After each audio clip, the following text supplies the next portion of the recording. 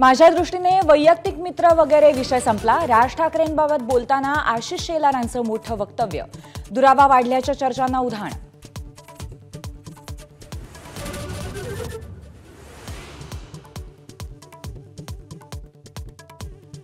विषातून अमृत निघाले तर महाराष्ट्राला हवेच आहे।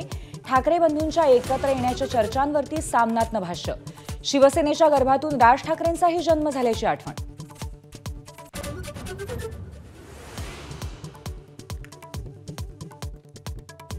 औरंगजेबाच्या कबरीची महाराष्ट्रात काय गरज? द्वारका शारदा आणि ज्योतिषपीठाचे शंकराचार्य प्रज्ञानानंद सरस्वती यांचा सवाल। कबरीबाबत फडणवीसांना अधिक आक्रमक होण्याचा सल्ला, तर गंगेच्या पाण्यावर टीका करणाऱ्या राज ठाकरेंचाही समाचार।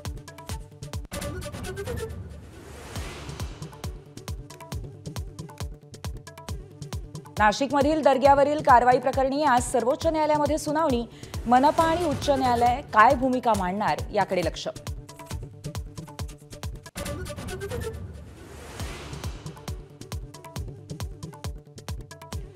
बुलढाण्यातल्या नखगळतीची केंद्र सरकारकडून दखल, तपासणीसाठी पथक नियुक्त। आज केस आणि नखगळती झालेल्या गावांचा दौरा करणार।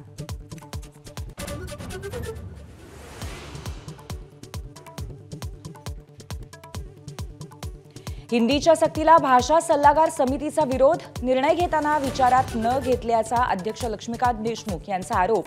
मुख्यमंत्र्यांना पत्र लिहून जीआर रद्द करण्याची मागणी।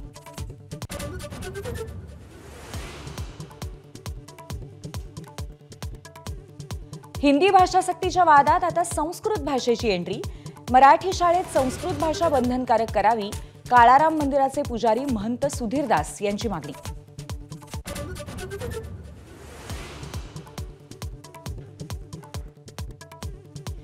अश्विनी बिद्रे हत्याकांडाप्रकरणी आज शिक्षेची सुनावणी। मुख्य आरोपी अभय कुरुंदकर सह महेश फळणीकर, कुंदन भंडारी यांना पनवेल सत्र न्यायालय शिक्षा सुनावणार।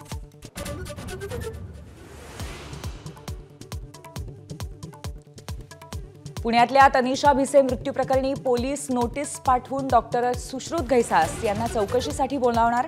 घटना जाणून घेऊन घैसास यांचा जबाब नोंदवणार।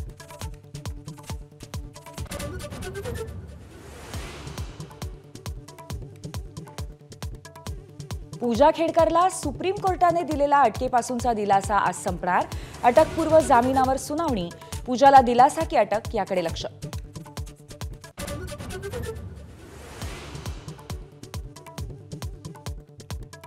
राज्यात उष्णतेची लाट कायम, बहुतांश जिल्ह्यामध्ये पारा 40शी पार। मुंबईतही उकाड्यासह उन्हाचा तडाखा आणखी जाणवणार।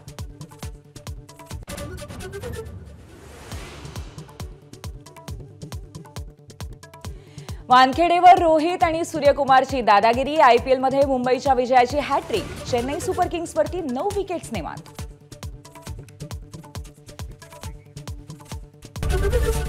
एबीपी माझा, उघडा डोळे बघा नीट।